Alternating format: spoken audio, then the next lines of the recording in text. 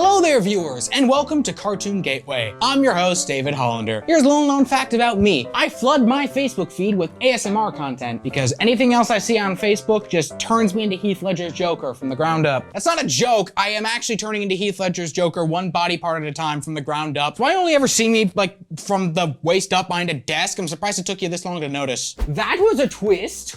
Wasn't it? I guess it is, because that's what we're talking about today, which is not a twist because there was a title card. Maybe the twist is that we're actually not talking about twists and that we're talking about how to make pretzels. Aha! Double twist! We're talking about plot twists today. Something not exclusive to cartoons, but something that comes up enough that I might as well attempt to make an episode about them. When a show tells you one thing, and another thing happens. I guess this is probably gonna turn into a writing advice episode, which I think I'm qualified to do.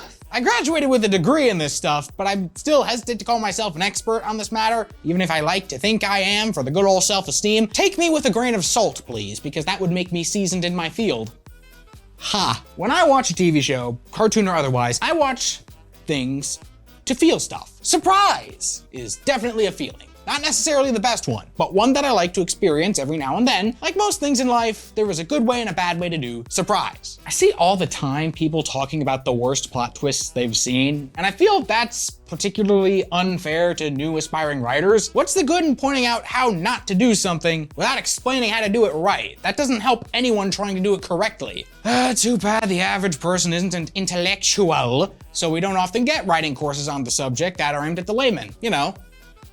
Idiots. Okay, that's unfair. I don't actually think that people who don't get this are idiots. It's just, you know how it is. You spend years to get a degree in screenwriting just to spend the rest of your life with people going, that's not a real degree. You wake up every morning with your face covered in pig's blood and teeth marks all over your bed frame. I'm just in a mood. I'm self-aware, at least enough to give writing advice based on cartoons. I am particularly happy with my life choices, thank you for asking. We're going to take some of the most memorable plot twists in cartoons that I know of, and put them under a microscope to see how they work, how they tick, and how to do a plot twist right. Heads up, you're going to be seeing a lot of superhero shows on here if my anti-heroes episode didn't give that away, but I'm trying to pepper more stuff in.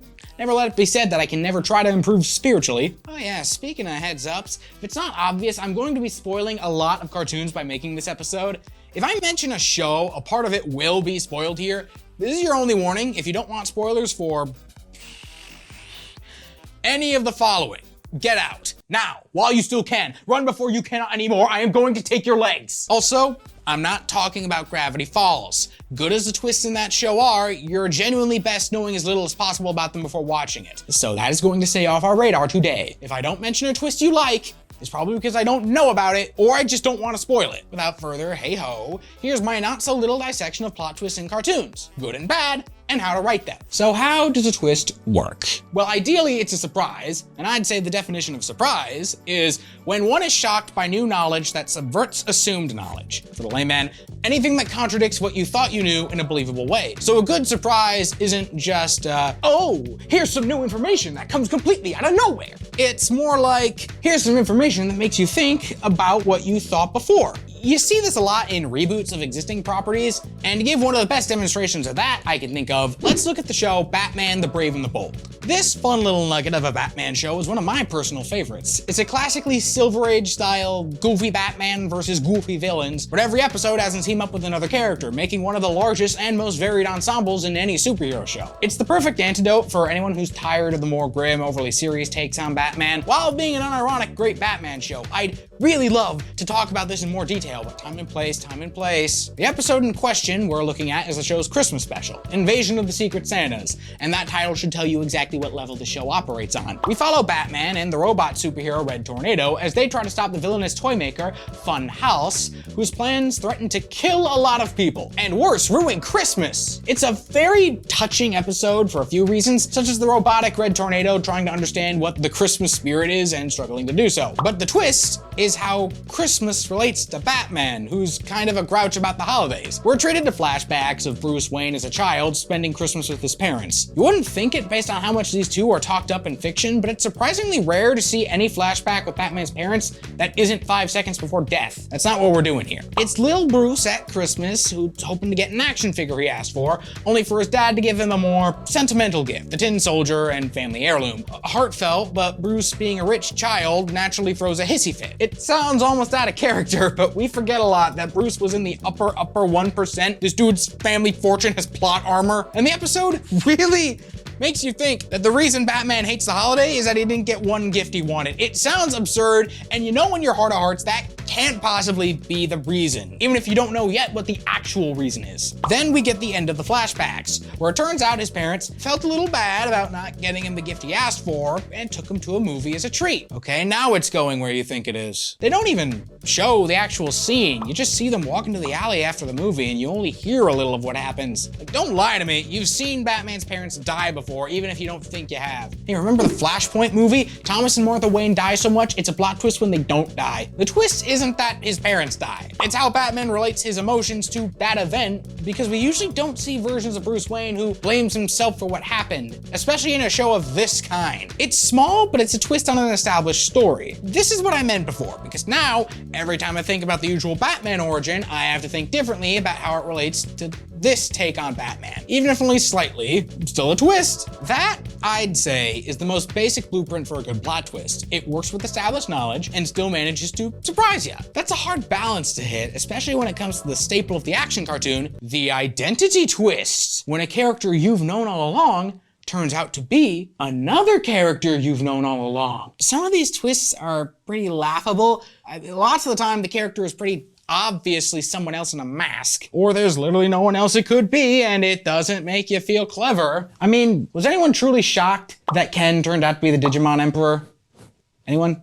So some shows have to get sneaky when doing these kinds of twists, and that can result in some twists that are completely head-scratching, either for their brilliance or for their strangeness. One of the most middle-of-the-road, but still notable versions of that twist comes from a show that you've either never heard of or you've completely forgotten about if you were a 2000s kid. Bakugan Battle Brawlers. How much context do I need to give for about this show? Because Bakugan lore is as dense as it is completely impenetrable, and I watched it front to back. This show about elemental monsters from another world and the kids who somehow control them add a few identity reveals over the course of the show, but I think the one most worth discussing would be the character of Masquerade from the very first season. A twist so nice, they used it twice. So who is Masquerade? He's the major villain of the first chunk of the show, servant to the villainous Hal G, the Darth Vader to this green dude's Palpatine, if that makes sense. We know very little about Masquerade at first. We know Hal G's origin. He's Alice's grandfather, mutated by some experiment to serve an evil Bakugan. And yeah, that's all we know about Hal G, and we know even less about Masquerade. The dude is literally named after the fact that he's wearing a mask, but he doesn't look a thing like anyone that we've seen elsewhere in the show. Even the character they set up as his red herring wasn't that convincing. Then of course we finally get the mask off, and it turns out to be Alice herself, because she's completely Jekyll and Hyde-ed. Turns out the same thing that turned Alice's grandfather into Hal G turned Alice into Masquerade, and I'm seriously of two minds about this twist, much like Alice herself, evidently. On the one hand, there's very little chance any kid watching this would have figured this out beforehand, simply because Alice and Masquerade look and sound nothing alike, but we know early on that Alice's grandfather was changed physically by the same stuff, so it would make sense that if Masquerade came from the same place, then he also wouldn't look the same in original form. But yeah, considering this was an actual twist, I'd say it was the best version of the identity twist in the series. The second best, I'd say, would be Wiseman, because the twist with him is actually that he absolutely looks like a guy we've seen before, but it turns out he's someone else. What I've always found weird about the Masquerade twist is how Masquerade is a dude. Like, he's a guy, everyone refers to him as such, he's not remotely effeminate, and even after the reveal, they still call him a guy when he shows up again. Alice, if you couldn't tell, is not a guy. I realized the show was never gonna address the implications of this, but the transformation is physical, so does that mean when Alex turns into Masquerade, she goes through spontaneous, unwilling gender reassignment? Gotta say, I didn't have that on my bingo card of subjects. I mean, a Bakugan character goes through a forced gender change. If I had a nickel, am I right? But I don't want to dwell on the gender politics of this situation for too long. You see, a large bird of prey flew into the studio 5 minutes ago, and since I started talking about this, it has been staring me in the face with murderous intent, so I think I'm gonna drop it. Does that satisfy you, Mr. Hawk? Go on. Get. Your talons are tracking mouse bits on the floor. He could fly, he didn't have to walk out of here. That was spite. But let's go from that wishy-washy identity twist to what I consider the solid best identity reveal I've seen in a cartoon. And we're going back to the land of superheroes for this one. My favorite cartoon. The other one. The other one. Not yet, that episode comes later. That's not a cartoon. There we go. Spectacular Spider-Man is what I'd consider the single best superhero cartoon in existence, and I will accept no arguments on the subject. Move over, B-Task. Papa has a favorite child, and it isn't you. This show is the pinnacle adaptation of Spider-Man in media outside of comics. When people ask me, who's the best person to play Peter Parker's Spider-Man? And, you know, small-minded film goers always go, Tobey Maguire or Andrew Garfield or Tom Holland. I'm over here going, Josh Keaton, you heathens. I'm starting a petition to legally change Josh Keaton's full name to Josh Best Spider-Man Fight Me Keaton. It hasn't gotten off the ground. Turns out it's legally dubious to change someone's name without their consent. But with Spider-Man comes Spider-Man's villains, such as the Green Goblin and the Osborn family. No idea how familiar you guys are with Spider-Man lore, but he's statistically the most popular and famous Marvel character, so I assume we all know the Green Goblin's deal. In the comics, this was the billionaire Norman Osborn under the mask, and while there's been a few other Emerald Elves in the comics, the second most prominent was Norman's own son and Peter Parker's best friend, Harry Osborn. Keep that in mind.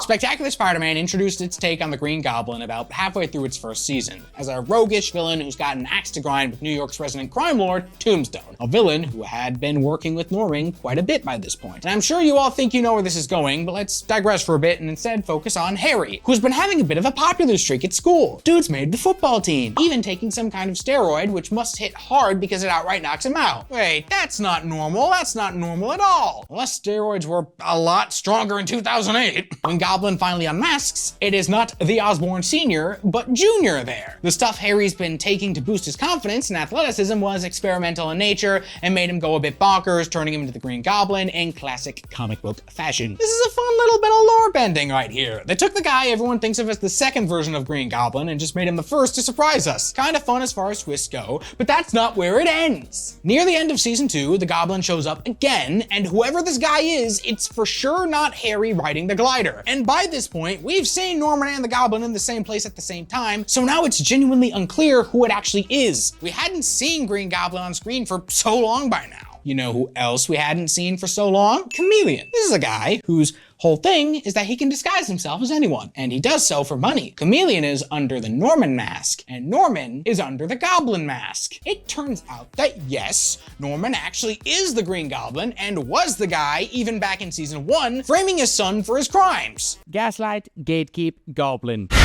Okay, using Chameleon to sell the ruse, a bit of a cheat, but still it works. The show managed to make the twist work without too much cheating, even if it does rely a lot on comic book logic. You do have to buy that some guy can just hire a master of disguise to effortlessly pose as him, but we've seen Chameleon before doing exactly that. Plus, Green Goblin has a completely different silhouette and voice to both Norman and Harry, so while it's a believable toss-up as to which one of them it would even be, that's because it's equally unlikely it could be either of them from that standpoint alone. But yes, I find this impressive to no end. Consider what this did. I have known that Norman Osborn is the Green Goblin since I was 3. This show made that knowledge something I have known about as long as my ABCs into a surprise and actually sold it by having a believable cover story. The series ended almost right after, so we didn't have much time to explore the implications of the twist, but they still pulled off a twist that is simultaneously stupidly simple and geniusly elaborate, and all they did was rely on assumed knowledge of a character's identity. We're getting a little specific, so let's pull things back a bit and talk about what we've seen so far, the twists I've discussed as of now. The Green Goblin twist relies on subverting audience expectations, only to reveal that some of what they'd known was lies. Audiences forget a lot of the time, for some reason, that characters can lie. There are times when it's okay for a character to lie, and the best way to pull that off is when they're lying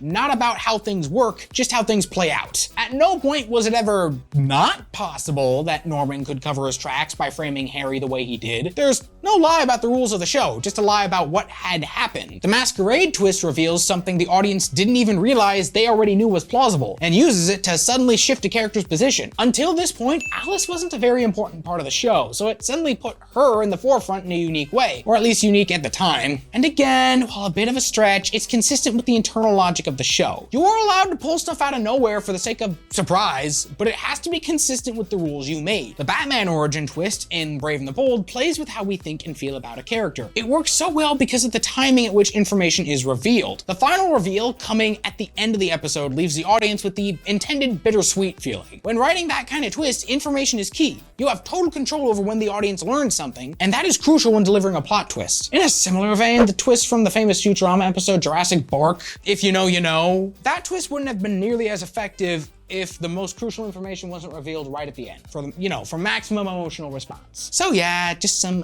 cursory writing advice for those who want to know how these plot twists work mechanically. Let's get back to discussing common plot twists, which is a weird thing to think about, a subversion so common that it's no longer subversive. It's boring, it's weird, I'm evil now.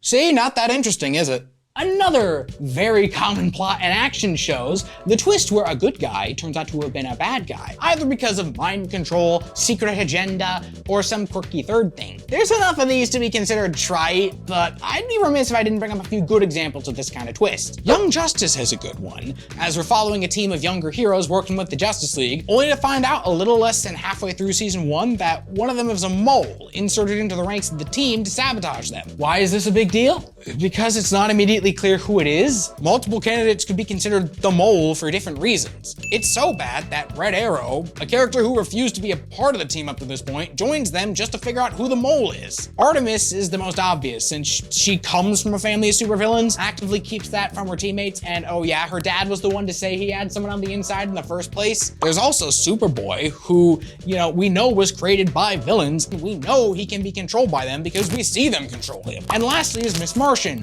who we see actively being blackmailed by some of the main villains and could easily be extorted by them. But as the season progresses, all three of these characters prove themselves, and the audience slowly comes around to the idea that maybe there isn't someone on the inside, until the finale, when we get the twist. The mole was Red Arrow, who was a sleeper agent, and his actions directly lead to the entire Justice League being put under the same mind control as him without him even knowing. Again, comic book logic, but it works because mind control is totally a thing. We've seen it with Superboy and several other places before the reveal, so it was always on the table. But the reason the Red Arrow reveal worked so well is because of the very cunning misdirects the show had set up. Superboy, Miss Martian, and Artemis worked as misdirects because they were all still completely plausible options. If not for the fact that we regularly see their points of view, you'd probably also immediately buy that one of them was the traitor Sportsmaster was talking about. So they all make the perfect red herrings for Red Arrow. He works in this role because those others were the most likely, and Red Arrow was the least likely to be the traitor, even with the sleeper agent stuff in mind. Heck, he was the guy bent on finding out who the mole was. No rational person would guess it was him, but again, the show cunningly sets up its own rules to put the pieces in place for the reveal that actually catches the audience off guard. Another similar "this guy was evil all along" twist that I alluded to before was Ken from Digimon Adventures 02, or whatever the second season of this show was called. I've never been clear on the name. Ken's not quite in the same boat because initially the masked Digimon Emperor appears as an overt villain before he shows up as Ken. But stick with me, there's an interesting twist here. You see, as a villain, Ken is committing what one might call atrocities. How do they possibly redeem him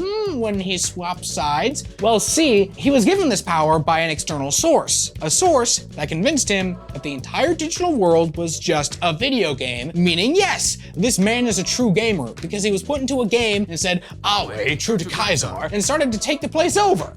But then that gets flipped on his head when he figures out it was all real, or as real as any place called the digital world could be. This is an interesting one because it's a plot twist not to the audience, but to the character in the story. Because Ken committed so hard to playing the villain, it's unbelievable he was anything but the bad guy we saw him as. But he truly was more than that, all because he didn't think any of it was real and was being manipulated. Do you want to see a bad version of the character was evil all along twist? You're gonna get one whether you say yes or no, look no further than Ultimate Spider-Man. It's okay, I loved one Spider-Man show, why cannot love another? In the final season of this show, we learn that there's a double agent among the heroes Spider-Man has been working with, and it turns out to be Scarlet Spider. Ooh, what a twist! Of all the spider-themed heroes, it was the one we knew the least about. Except The only thing we knew about the spy for ages was that they weren't a spider. Vulture said it wasn't a spider, and when Rhino turned traitor, everyone assumed it was him. But no, that was a different, unrelated act of betrayal. That's not setting up a red herring, that's just outright lying to your audience. It's not clever to say one thing and then do another. It's why,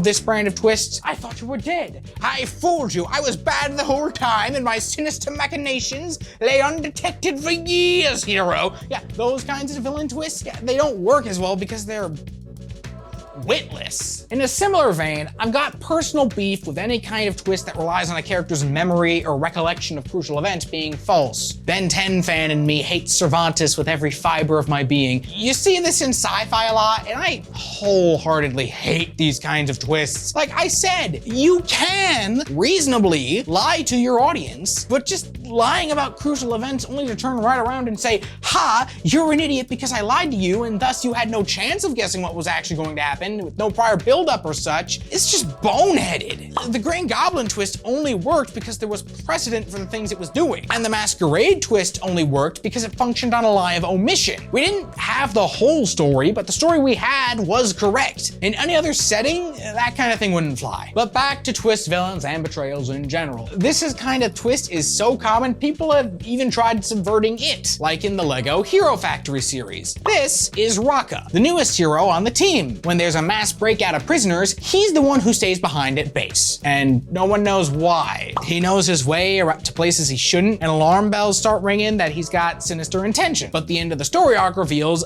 no, Rocka's not a villain. He's actually one of the best heroes in the business, a spy for the Hero Recon team. Basically the CIA to the Hero Factory's police precinct, stationed at the base to keep an eye on it. They played with the expectation that he was gonna turn out to be a villain and kept him a hero, and it's somehow still a twist. The funniest thing about this reveal is that the acronym for the Hero Recon team is the HRT. That is the funniest thing to come out of this series. But let's steer away from superhero shows and action shows for a minute, because there's other isolated plot twists that I think are worth talking about, and broader concepts we need to discuss. There's a lot of times when a twist outright changes an established rule of the show, how something happened or how it works. These are often tied up in retcons. Oh, look at that! It's been a while since I've had a definition on screen. Sadly, I've grown as a person, so I'm gonna define this one myself anyway. Retroactive continuity, or retcon, is what happens when facts in a story are adjusted or outright contradicted by a later work or addition to the work. Star Wars fans have a bunch of these. Remember midichlorians? That's right, I want you to suffer, Star Wars fans. Probably the simplest way to explain a retcon would be Joe from Family Guy. When he first appeared and told the story of how he lost the use of his legs, he was fighting the Grinch on a roof to save Christmas. The whole scenario was pretty obviously a joke, but it remained the only version of events fans had for years. Then came the season 11 episode, Joe's Revenge, where Joe admits that story was a lie to save face, and we got the actual story of how Joe became paralyzed. Even if the writers of Joe's first appearance clearly didn't have this episode in mind all the way back then. Retcons usually aren't that well liked because nobody likes change. Any Ben 10 fan who's tried to keep track of Kevin Levin's backstory for all these years knows what I mean. But with cases like The Simpsons quietly erasing Armin Tamzarian from existence, South Park telling us we were just hearing Tolkien's name wrong all these years, the end result is that retcons are a bad thing until they aren't. It's a case-by-case thing. But back on track, for an example of a good twist, you'd be hard-pressed to find one better than the great hoodwinking that was pulled by Adventure Time. They really kept us enraptured in escapism from our horrible world and showed us the land of Ooh. Then he yanked back on the chain and went, psych, the land of Ooh is just post-apocalyptic Earth and you all fell for it. There is no escape from the horrors registered trademark. It completely changes the way the show feels and how we all view the series. It turned the entire show into a prolonged tragedy about the human race. I'd love to get into this more, but my spidey sense is telling me I'm gonna do another episode where such talk would be much more appreciated. I'm bringing up Spider-Man a lot this episode. Weird. One of my favorite plot twists in a cartoon episode episode came from the American Dad After School special, an episode of American Dad, if you can believe that. I can't. The episode is about Steve bringing home his first girlfriend, Debbie, but Stan throws a hissy fit because he doesn't want his son dating a fat girl. It's okay, that's the F word I can say. But when the family points out that Stan isn't in the best shape himself, he starts exercising and obsessing over his weight, which is what the episode is more so about. No matter what Stan does, he keeps getting more and more overweight. He gets dismissed from work for his weight problem, and it becomes clear his family is sabotaging his food to make his meals less nutritious. But then, rug pull, Stan isn't overweight,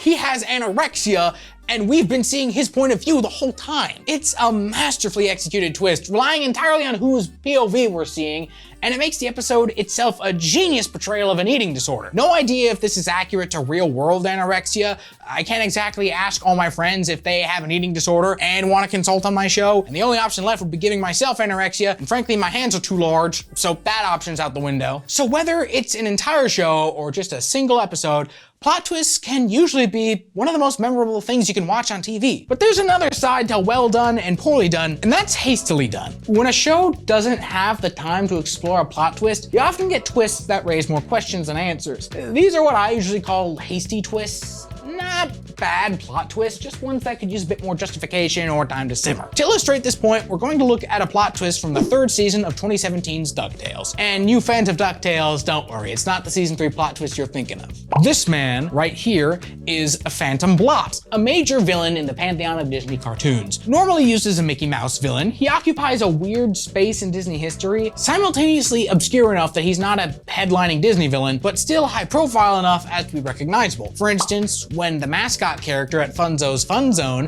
where fun is in the zone, takes off his mask at the end of season 2, most Disney fans can probably tell that it was Phantom Blot beneath the suit. The implication being that the show snuck a classic Disney villain right under our noses since Funzo's mascot first appeared. Phantom Blot's also unique in that the character often appears in various different forms across Disney media. Goofy is pretty much always Goofy, while Phantom Blot often has a completely different origin or motive every time he shows up, like in the Epic Mickey games where he was a borderline Lovecraftian horror. In this show specifically, he's just a dude who really hates magic. Specifically, the sorceress and Magica Dispel, recurring antagonist of the show. You can see her right here after she lost her powers in Funzo's Fun Zone in season 2, right next to Funzo himself. Ooh, discrepancy alert. Sound the alarm. Ooh. That can't be what it sounds like. Why does the alarm sound like that? See, Magica showing up as a Funzo's employee after she lost her powers wasn't a problem. This scene where she interacts with Funzo wasn't a problem. But knowing that it's really Phantom Blot under the suit, the twist has suddenly made this scene a problem. We know this guy hates Magica specifically, and that he has no qualms about finding her when she's powerless. So why, when she's at her most vulnerable, does Funzo not make an attempt on her life? I don't call this a bad twist because, frankly, the only reason there's a problem is because there's never an on-screen explanation. And there are possible explanations for this. Maybe he had orders from his boss to not engage her in a fight, or perhaps he was ordered to keep an eye on her. Mayhaps it's not always Phantom Blot under the suit. We simply don't know because season 3 was a little busy wrapping up everything else. The fact that I'm making up stuff to explain this, and it's not even hard, tells me this is just a hasty twist rather than a bad one. You want to see a bad twist, you will whether you consent or not. The Battletech cartoon has you covered. Yeah, I know I brought up this show as a joke before, but I'm serious, this borderline lost media has one of the most poorly executed twists I've seen in a cartoon, and you all are gonna hear me rant about it. I've got no clue how much about Battletech I need to summarize for this to make sense, since this franchise is the definition of tightly packed and has one of the least helpful wikis I've seen, but broad strokes. Humans conquered space, formed the Inner Sphere as a government, and there was so much infighting that this guy named General Kerensky took his incredibly powerful army and left to explore space away from human folly. Hundreds of years later, and everyone's counting on Kerensky's followers to come back to the Inner Sphere because they're under attack by invaders from beyond the known universe, the clans, and no one stands a chance against them right now. But then we get the big twist halfway through the show. The clans are the descendants of Kerensky's army, a revelation so powerful it makes one of the heroes switch sides. It was well foreshadowed, makes total sense in universe. Here's why it's a poorly done twist. It's all from how that information is revealed. Malthus just kinda tells Siro in the middle of a scene. The episode then dawdles on for a few minutes and doesn't end on the punch of the reveal, so any sense of shock is long gone by the time the episode is over. It takes a few episodes for the main heroes to learn this, so though this should fundamentally change how the characters operate, we're just left stewing in our own juices for episodes waiting for them to catch up. And generally, this show does a poor job at explaining stuff, so there's a high chance that you'd only understand the gravity of this twist if you're an established fan. And if you're an established fan, you knew for 5 years by now what the clans were, so it's not even a surprise. And what makes this even more frustrating is that this twist is so poorly done when the very last episode ends on a twist that actually really was really well executed. And so they clearly know how to do this kind of thing properly, and they just fumbled completely on this occasion. So yeah, this twist does a lot of things wrong. That being the case, I want to make it clear I don't think the twist is let down by being obviously foreshadowed. I've seen a lot of places online, people will hate a plot twist because they saw it coming. Yeah, a fair complaint in some instances, but people seem to confuse predictable with foreshadowed. If a cartoon foreshadows something, it's because they want you to catch on and predict what will happen. That's what foreshadowing is. People seriously dislike this? It is not a problem when a show tries to do something and succeeds, like the Skull Sorcerer's identity in Ninjago. Yeah, a little predictable, yes, but they foreshadowed it well enough, and it didn't stop most of the fandom from still guessing the wrong guy at the time. Yeah, I get annoyed with predictable twists as much as the next guy, but I've seen too much bad faith criticism that confuses foreshadowing with being predictable, and I won't stand for it. Let a show string you along. And if the twist is bad, hate it for valid reasons. Hopefully, with the stuff I've talked about in mind, maybe you'll be able to articulate those valid reasons. And if you like something, maybe you can figure out why. Like I said before, I'm no expert. I just wanted to look over plot twists in cartoons, good and bad. Is there a thesis? No, there isn't. That's the twist. Tune into other episodes of Cartoon Gateway for more cartoon discussion, or maybe more little known facts about me, such as, throughout this episode, I've had bits and pieces of text on screen for a single frame a piece. If I did my editing right, take those bits of text and transcribe them, and you will indeed have a recipe for pretzels. That I did totally teach you guys how to make pretzels. That wasn't a joke earlier, and that was the twist.